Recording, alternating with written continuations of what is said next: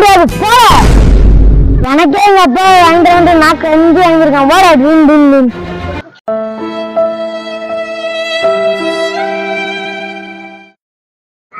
அவனை குடிச்சு தள்ளி விட்டோம்னா இது நம்மள்ட்ட ஒரு பழைய சைக்கிள் அவனுக்காட்டு எடுத்து கொடுப்போம்.